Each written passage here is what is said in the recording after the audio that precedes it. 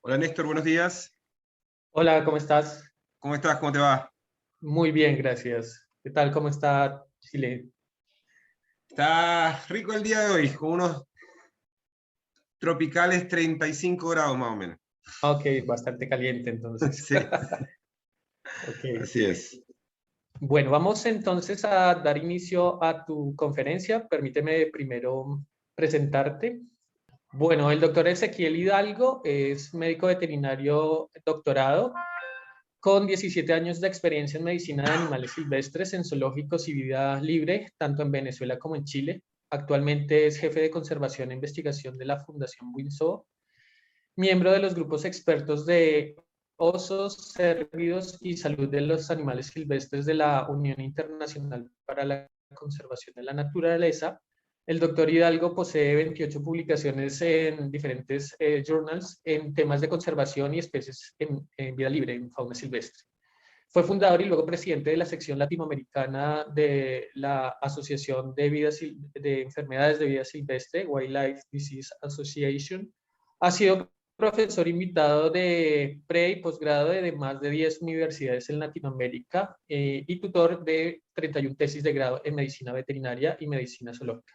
A la fecha es investigador principal en 4 proyectos de investigación y salud y conservación de especies silvestres en vida libre y en parques zoológicos, con énfasis en evaluación, prevención y control de amenazas en especies amenazadas, como el huemul, el zorro de Darwin y el pudu.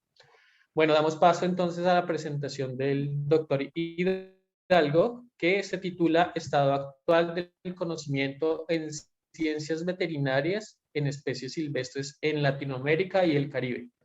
Bueno, primero que nada, muchísimas gracias a Néstor y al equipo de BBS por la oportunidad de estar aquí hoy con ustedes. He seguido a lo largo, creo, casi de los últimos 17, 18 años lo que han venido haciendo el equipo de BBS desde casi su inicio y de verdad que los felicito, sobre todo por la constancia, que es algo que es súper necesario para mantener este tipo de iniciativas, sobre todo en temas de capacitación, de entrenamiento, de difusión. Así que quiero felicitarlos por esa constancia y por mantenerse activos y haciendo este tipo de iniciativas que son importantes para difundir lo que estamos haciendo en Colombia y en general en otros países de Latinoamérica.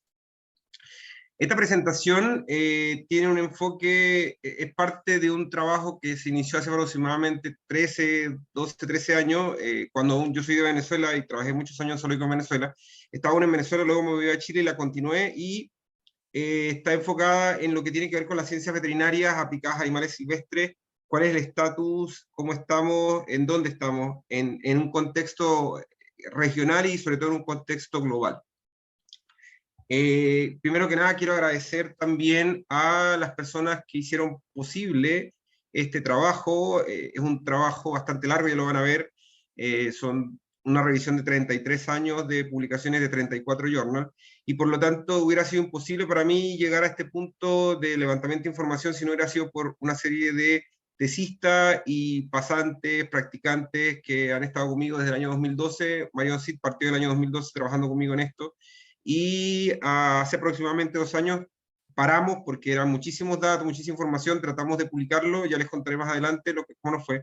Pero bueno, hay muchísima gente involucrada, es un trabajo muy largo, ha sido muchísimas horas de revisión de publicaciones y por lo tanto quiero agradecerle a todas estas personas, ya que sin ellas no estuviéramos acá con estos resultados. Y bueno, ¿a qué me refiero y qué abarca ciencia veterinaria?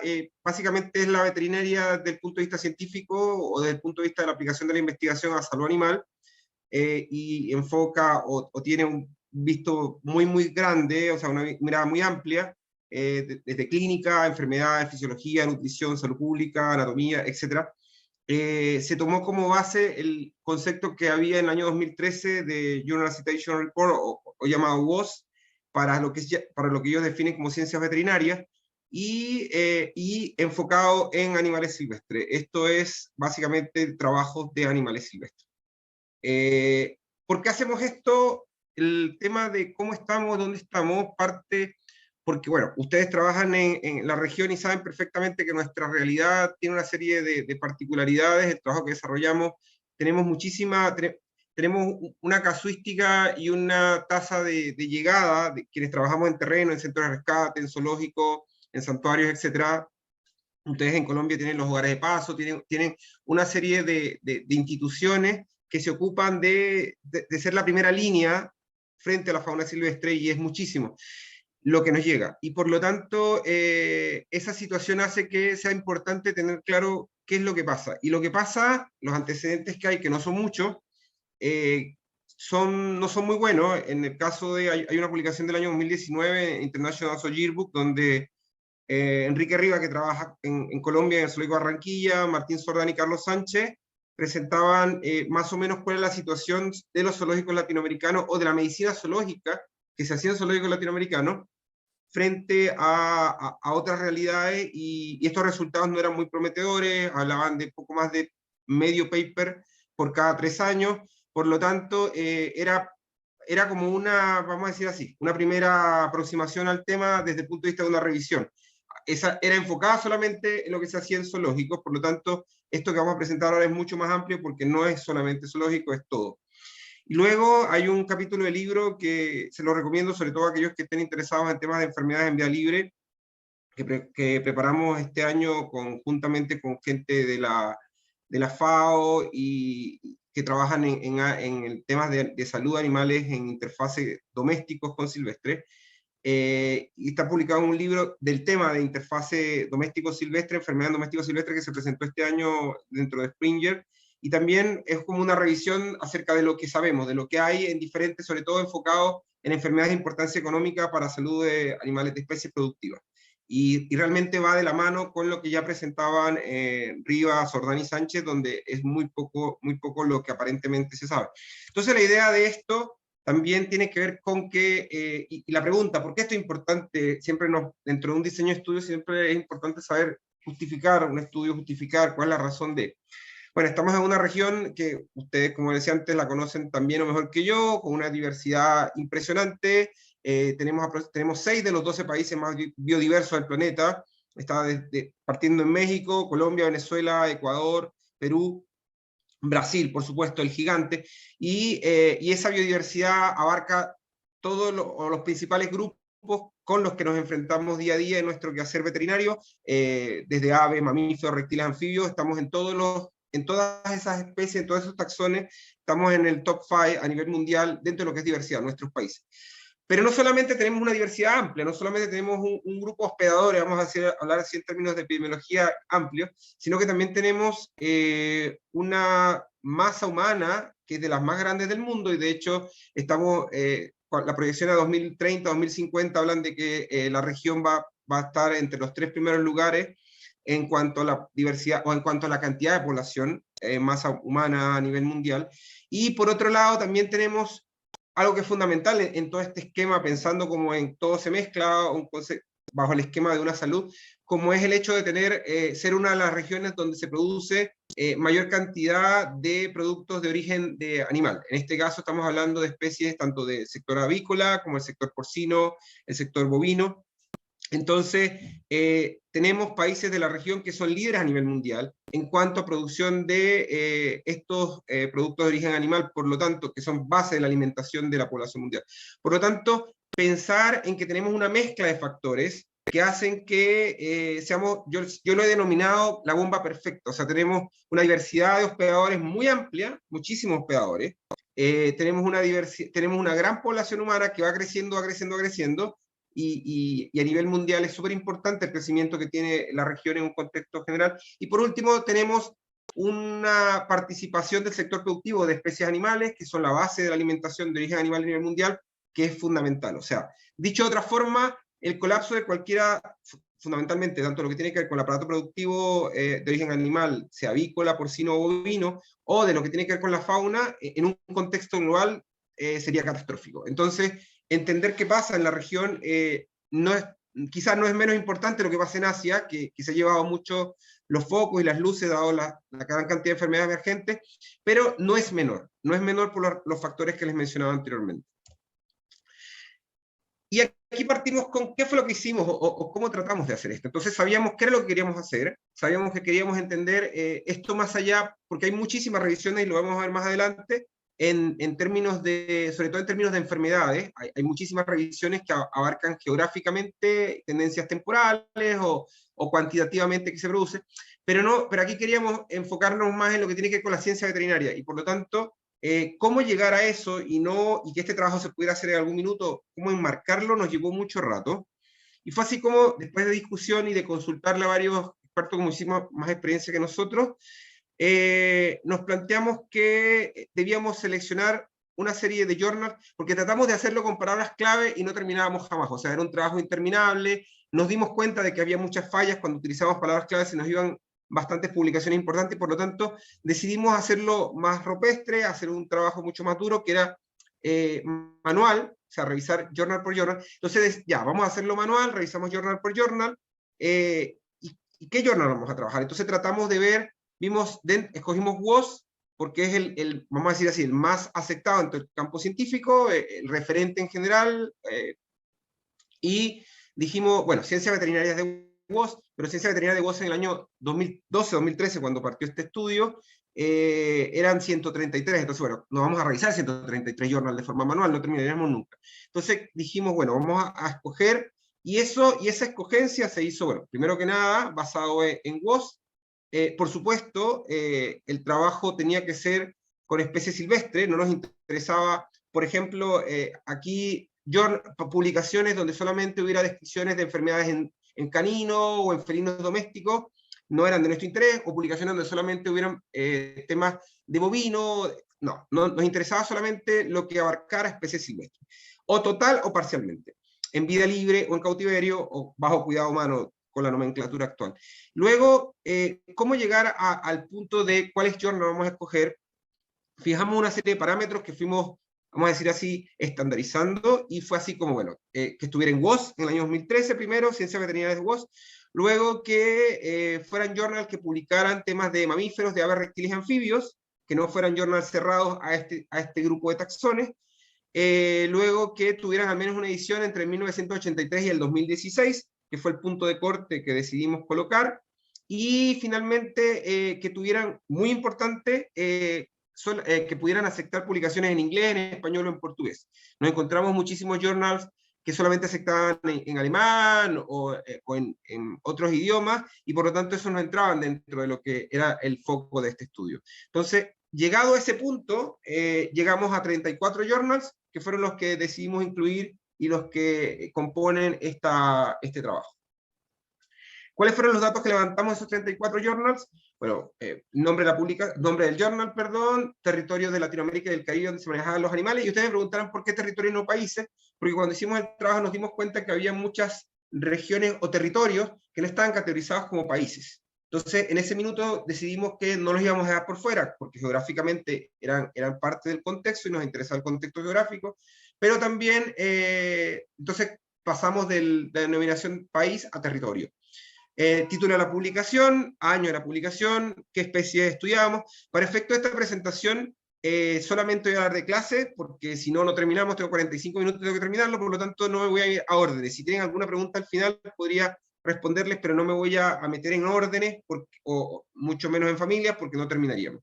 Estatus que tenían frente a la lista roja de IUCN al año 2016, el origen de los animales, si eran silvestres, si eran bajo cuidado humano, o si eran ambos, si habían estudios donde incorporaban ambos tipos de manejo, que fueran instituciones, o qué tipo de instituciones bajo cuidado humano, fuera zoológico, colecciones privadas, acuarios, aviarios, centros de investigación, centros de rescate, museos, santuarios, habían criadores particulares. Luego teníamos el tipo de institución del primer autor, donde encontrábamos universidades, centros de investigación, agencias de gobierno, museos, zoológicos, acuarios, ONG, fundaciones, etc.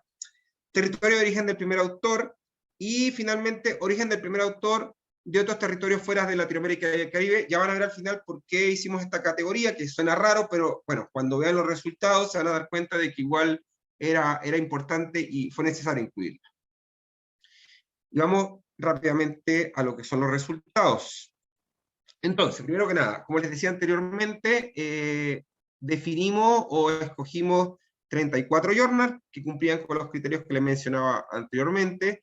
Dentro de estos 34 journals, de los cuales ahí están la mayoría, básicamente son journals muy asentados, o sea, son journals que han estado, y que de hecho siguen estando, los últimos 37 años, 38 años, del 83 hasta el día de hoy.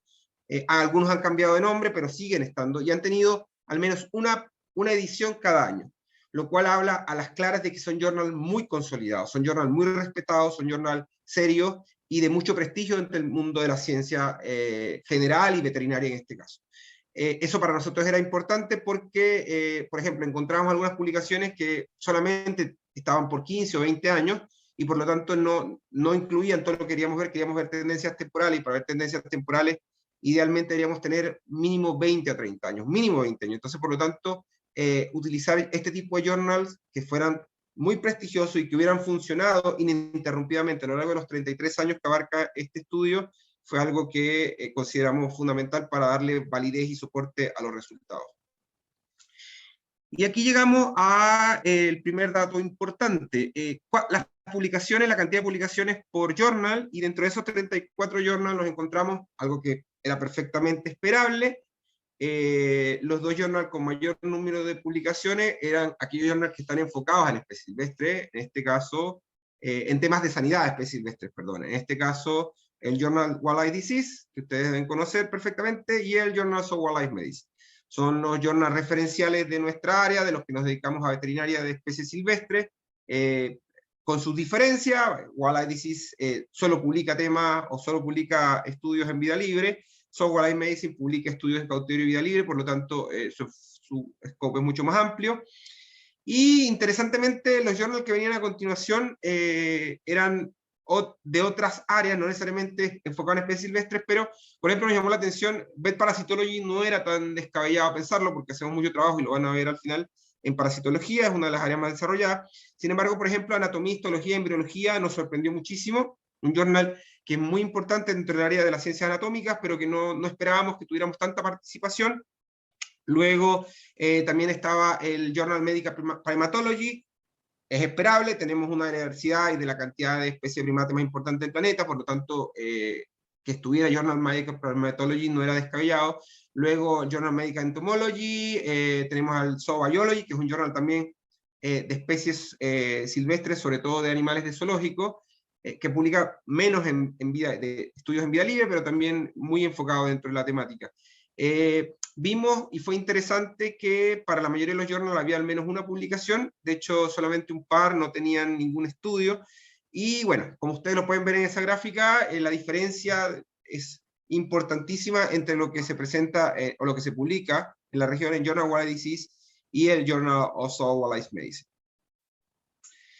En lo que tiene que ver con, aquí empieza el grueso duro de los resultados y lo que es importante destacar y lo que nos lleva a qué viene o a dónde tenemos que ir o cómo estamos, en base a o sea, cómo estamos y cómo tenemos que ir de aquí en adelante. Y es que Brasil tiene casi el 50%, acumula casi el 50% del conocimiento de ciencias veterinarias que se produce en la región. ¿Ya? 43% es más del triple de lo que produce el país que le siguen dentro de este orden, perdón, del tercer país, que en este caso Argentina. En el país que le sigue en este orden, perdón, Argentina y México, ya aparecen en segundo y tercer lugar, y están en ambos casos, tanto en el caso de Argentina está más del 30%, en el caso de, o 3 veces, perdón, en el caso de México estamos hablando de más del doble. O sea, estamos hablando de que si o sea, para poder llegar al porcentaje de publicaciones que presenta Brasil, tendría que juntar a los 3 países que le siguen, son Argentina, México y Chile, y allí tendríamos un equivalente a lo que está presentando el primer país. Dicho de otra forma, es muy grande la diferencia o la brecha de lo que se presenta entre Brasil y el resto de la región. O sea, es muy, muy destacable. Y antes que me lo vayan a preguntar, se hizo, que no está en esta presentación, pero para efectos de ir actualizando, se ha mantenido para revisar la tendencia que ha pasado en los últimos 5 años, porque esta revisión lleva solamente hasta marzo del 2016, hicimos solamente utilizando los 2 principales journals, porque entendemos que va a ser muy difícil, si no tenemos estos 2 journals, que el resto de las publicaciones cambien la tendencia. O sea, en términos de tendencia, es tan grande la diferencia, ¿ya?, que estos 2 journals marcan la pauta. Entonces, queríamos ver, hicimos una revisión desde el año 2016 hasta el 2021, ya diciembre de 2021, y esto se mantiene. Se mantiene, por lo tanto, es una tendencia irreversible y que no ha cambiado. Hay algunas diferencias, si hablamos de los últimos 6 años y si nos vamos un poco más amplio, los últimos 10 años, vamos a ver que cambia el segundo lugar. Ya no es Argentina, ya no es México, pasa a ser Chile, el segundo país que más publica. Pero en general, que Brasil tenga una relevancia de casi el 50% de la ciencia que hace en la región es algo que no cambia y que se mantiene en el tiempo. Luego, en lo que tiene que ver con el origen, ya yendo a cantidades específicas y para que vean qué pasa en cada país de la región, ya no en porcentajes, sino discriminados por país, incluyendo los que tienen ese 18% de menos de 30 muestras. Ahí pueden ver en esa gráfica más o menos cuánto es el número de publicaciones que tienen el resto de los países de la región. Se ve claramente que Centroamérica tiene una participación mucho menor, o sea que si sacamos a México de la ecuación nos encontramos con muy poca información de lo que es Centroamérica en temas de ciencias veterinarias de animales silvestres, de especies silvestres, y que en general, fuera de los 3-4 primeros países, el resto de los países está bastante atrás comparativamente. O sea, cuando bajamos un poco de Costa Rica, vamos a encontrarnos con que la cantidad de conocimiento que se produce, la cantidad de publicaciones científicas es muy, muy baja. Y por lo tanto, y ahí empieza a lo que vamos a discutir al final, la relevancia que puede tener eso, el impacto que puede tener eso en términos de medicina, en términos de clínica, en términos de una salud pública, etc. Esta gráfica, lo que quisimos hacer fue ver tendencias, comparar, mezclamos aquí lo que es publicaciones por país con tendencias temporales. O sea, queríamos tener una idea aproximada de hasta qué punto el hecho de que tuviéramos un país como Brasil, con una tendencia mucho mayor, que ya la vieron en la gráfica anterior, comparado con el resto de la región, si era algo que se mantenía o si era algo que se perdía. Interesantemente, por ejemplo, en términos de tendencia, vemos claramente que, y es algo que vamos a ver en la discusión luego, se mantiene un crecimiento importante en el tiempo. Sin embargo, vemos que en el 2012 llegamos a un pic y luego empezamos a bajar del 2013 en adelante. Desafortunadamente, esa tendencia no ha cambiado. No tengo aquí el dato porque esto es todas las publicaciones, y yo tengo en este minuto solamente revisado Journal of Wildlife Disease y So Wildlife Medicine, por lo tanto, no podría mostrarles esta gráfica actualizada. Pero, basándome solo en Wildlife Disease y So Wildlife Medicine, la tendencia no vuelve a aumentar. Entonces vemos que llegamos a un punto donde la curva se mantiene, y eso es importante porque quiere decir que no seguimos creciendo. En términos de el crecimiento, vemos que el crecimiento está muy marcado por el crecimiento de los países que están arriba, no porque el resto de los países haya crecido exponencialmente, y eso también es importante destacar. Entonces, en general, vemos que ha habido un crecimiento, y claramente, si yo comparo la primera década hasta el año 93 contra lo que es la última década, entre el año 2005 y el año 2016, hay una subida muy, muy grande. Sin embargo, esa subida está más asociada a situaciones particulares de países, en este caso Brasil, en este caso Argentina, en este caso de Chile, en este caso México, y no de que la región haya crecido. Y eso me parece que es importante que lo veamos al final. En lo que tiene que ver con la distribución en términos de taxones, claramente mamíferos se lleva la tajada grande, con más del 70% de la proporción de lo que se publica, y más importante aún, cuando hablamos de mamíferos y aves, tenemos menos del 10% en información en anfibios y reptiles. De hecho, anfibio es muy pobre lo que tenemos. Y eso es importante porque eso quiere decir que hay grupos de taxones donde no sabemos nada, o muy poco, lo poco es tan poco que nada, entonces, que es el caso de anfibio en este caso, y por lo tanto se hace importante, sin llegar a la discusión, adelanto que es importantísimo todo lo que se puede hacer en anfibio, porque sabemos nada, y saber nada es tener poco con qué responder en caso de crisis.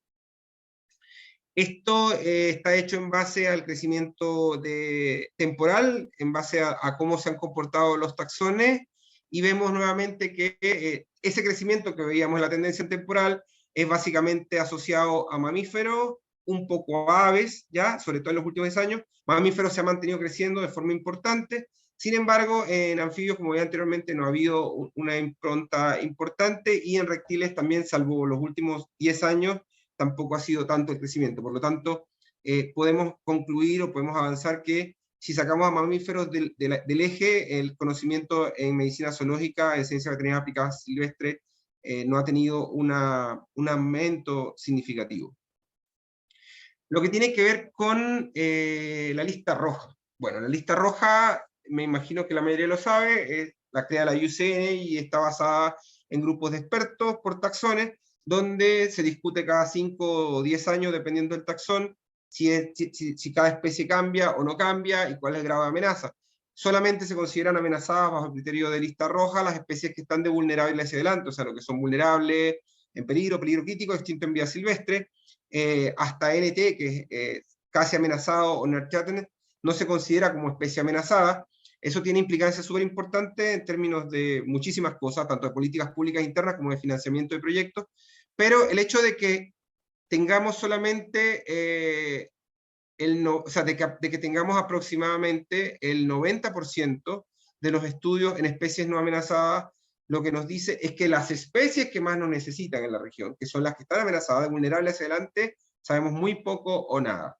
Entonces, eso es muy importante desde el punto de vista de conservación, porque nos dice que en términos de conservación es donde estamos más al debe. O sea, trabajamos y publicamos lo que publicamos, muchísimo más en especies que son las que menos lo necesitan en términos absolutos, en términos de riesgo de extinción, y aquellos que más lo necesitan, que están más cerca de extinguirse, sabemos re poco en verdad.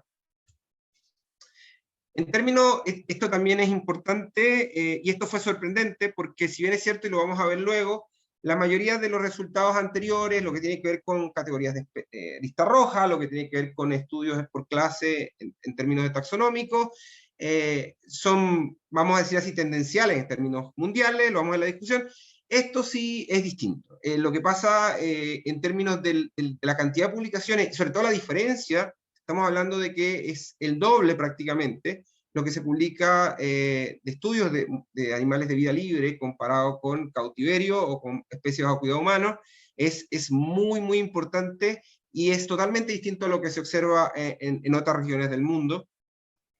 Por lo tanto, y ahí empezamos a ver dónde estamos fallando o dónde tenemos que mejorar de forma más significativa para cambiar estas tendencias.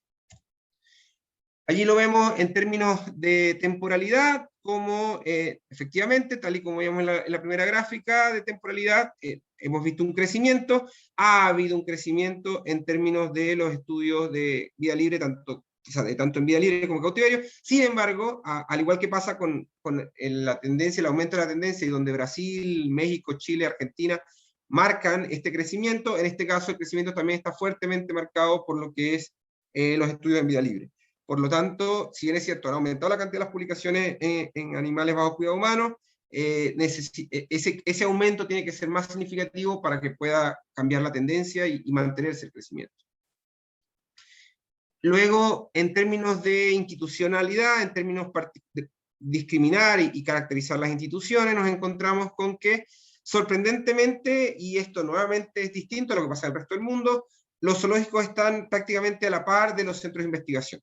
O sea, ¿qué quiere decir esto? Que si hablamos en términos de cuánto es la cantidad de estudio que aportan aquellas instituciones que manejan especies silvestres bajo cuidado humano o en cautiverio, no hay un cambio o no hay una tendencia tan marcada como pasa en otras regiones desde los zoológicos, sino que están casi al mismo nivel de los centros de investigación y no tan distantes de lo que es la proporcionalidad de las otras áreas. Entonces, eso nuevamente nos trae y nos llama al sentido de la necesidad de aumentar la cantidad de información desde los zoológicos, lo cual podría cambiar las tendencias.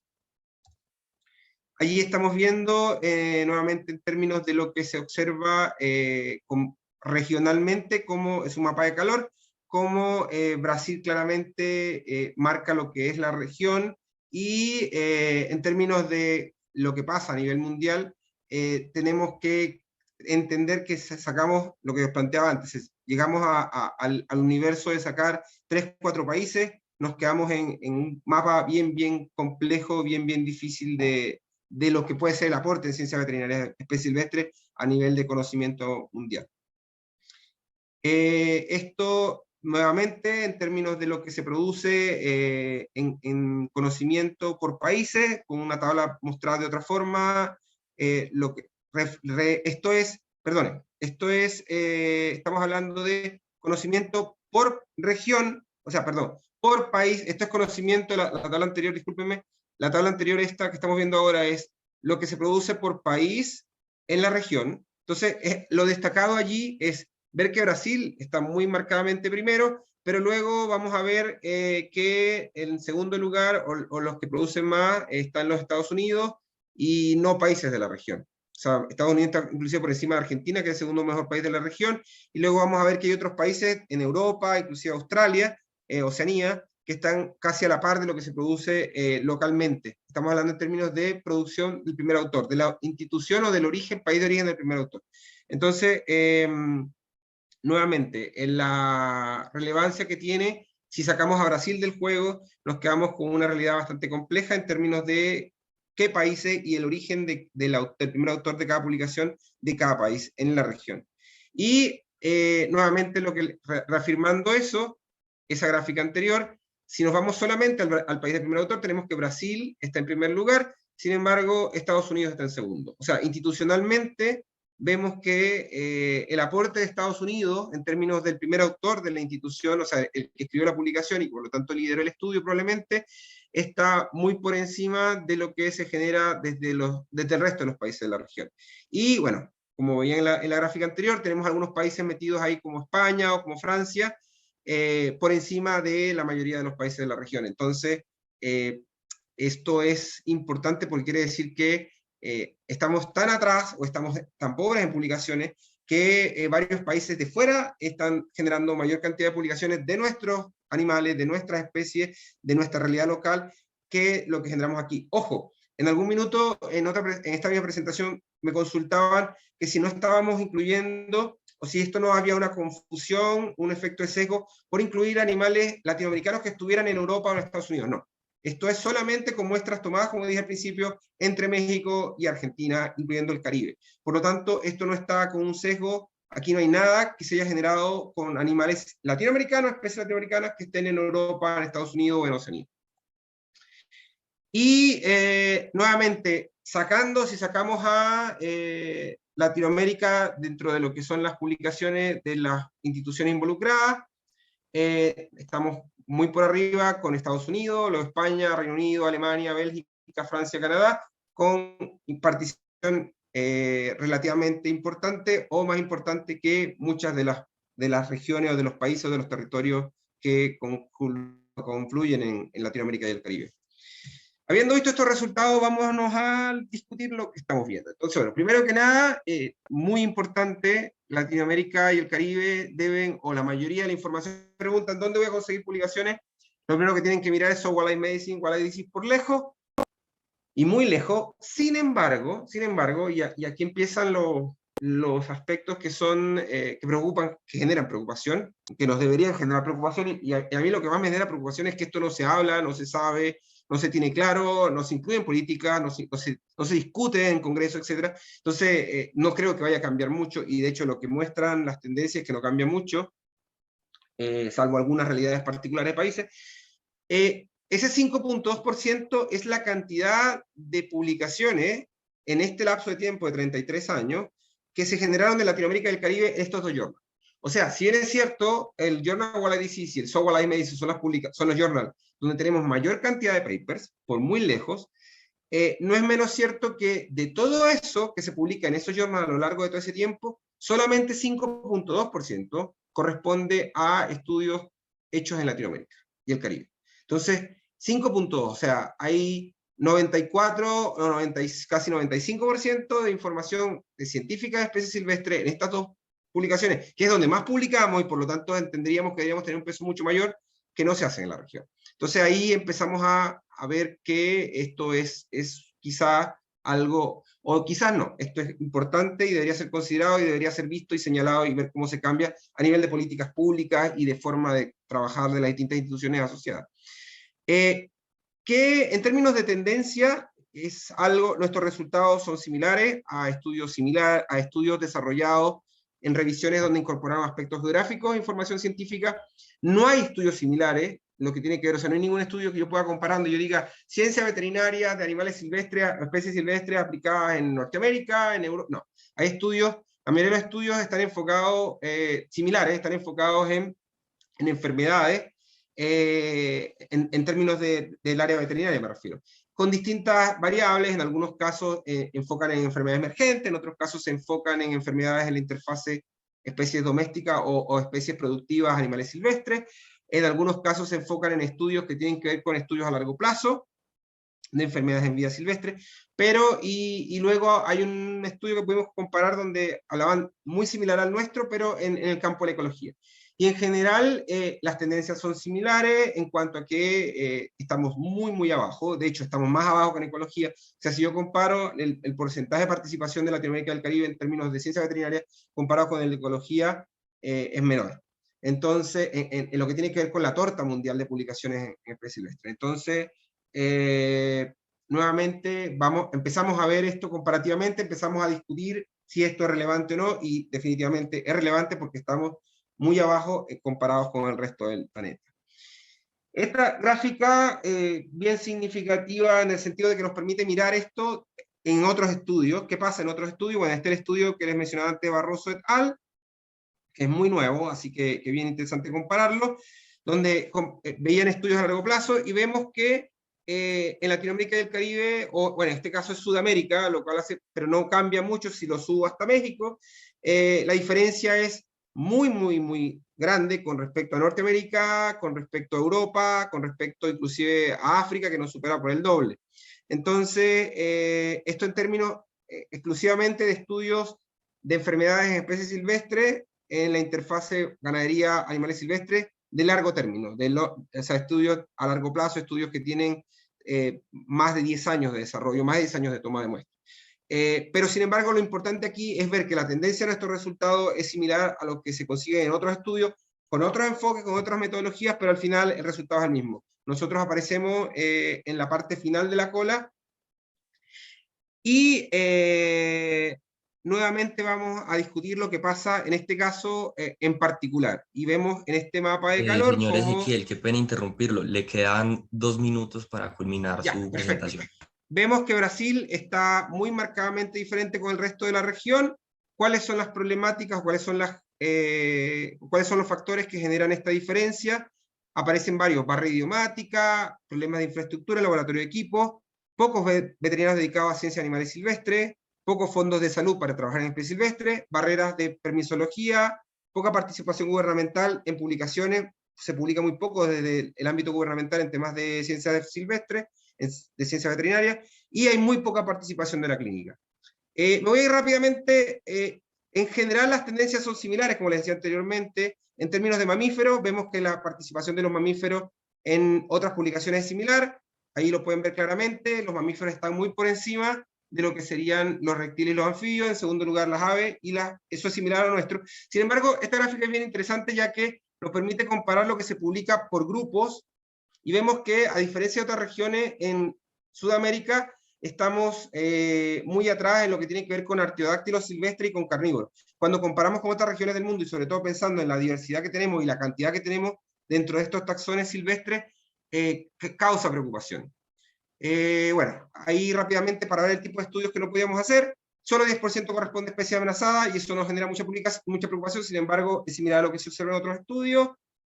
La cantidad de publicaciones que generamos en términos de zoológico es bien baja, 14.6 dentro de nuestro estudio. O sea, cuando yo comparo con todo el estudio, solamente 14.6 viene de zoológico, y eso hace que, nuevamente, digamos, los zoológicos tienen que publicar mucho más. Si vemos lo que pasa en zoológicos de otras regiones, vemos que publican muchísimo más. Esto es los datos de Europa, los datos de la región norteamericana, y por lo tanto decimos ya, los zoológicos tienen que tener un rol mucho más importante en términos de publicaciones de este tipo para poder aumentar. Vemos lo que son las tendencias en términos de generales de temporalidad, y vemos que en general todo aumenta, lo cual es similar a lo nuestro. Finalmente, para comparar lo que pasa en AZA y lo que pasa en la Asociación Europea de Zoológicos, ellos también han aumentado su cantidad de publicaciones, pero lo más destacable es la cantidad de publicaciones y cómo aumenta la tendencia en publicaciones dentro del área de ciencia veterinaria, lo cual no pasa en Latinoamérica. ¿Podemos mejorar? Sí, y ahí está lo que hemos hecho desde el WINSO, de la Fundación WINSO, en los últimos 8 años. A la fecha tenemos 25 publicaciones científicas que categorizarían dentro de este estudio que acabamos de realizar. Sin embargo, hace falta creernos el cuento, hace falta trabajar para que esto cambie, y eso es el llamado. Muchísimas gracias.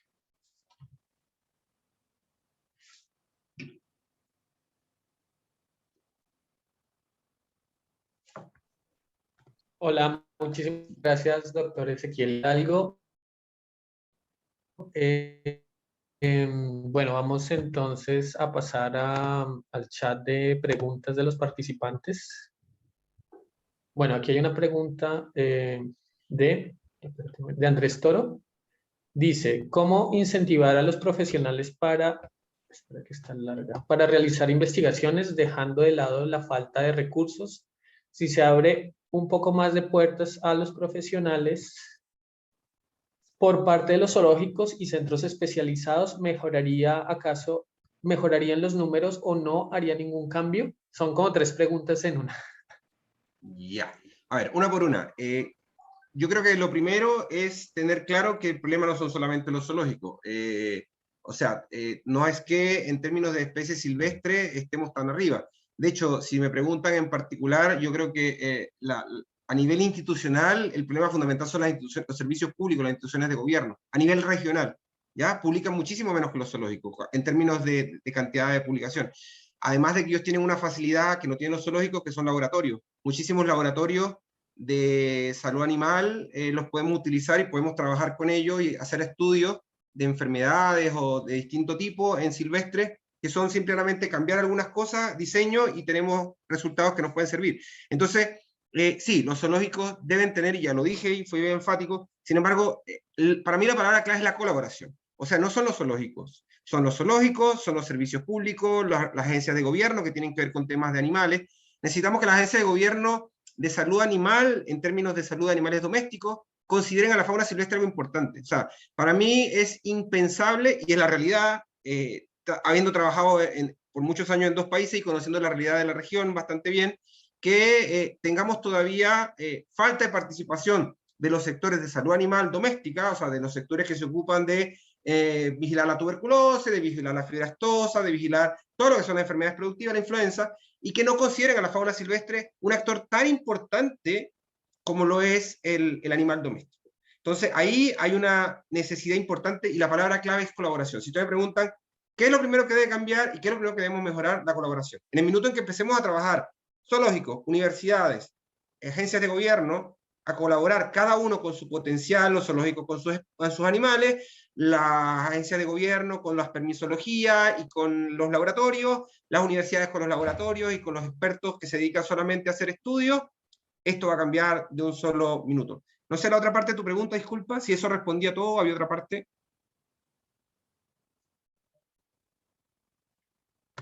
La parte 2 de la pregunta decía, ¿se abren un poco más las puertas a profesionales por parte de los zoológicos centros? ¿Mejoraría el número o no habría cambios? Claro, evidentemente, o sea, parte de la colaboración es esta. Y ahí viene otro factor que, bueno, yo trabajo en un zoológico, he trabajado en zoológicos por más de 20 años, y una de las cosas que estamos haciendo de la Asociación Latinoamericana de Zoológicos Acuarios, de la ALSA, es incluir el tema de las publicaciones científicas en los estándares, en la subida de estándares. Entonces, en este minuto estamos exigiendo, con un nivel de exigencia muy alto, que las instituciones zoológicas latinoamericanas que hacen parte en ALSA tengan publicaciones científicas. Porque al final, ojo, los zoológicos tienen 4 funciones fundamentales, y dentro de esas funciones fundamentales, junto con la conservación, junto con la recreación, junto con la educación, está la investigación.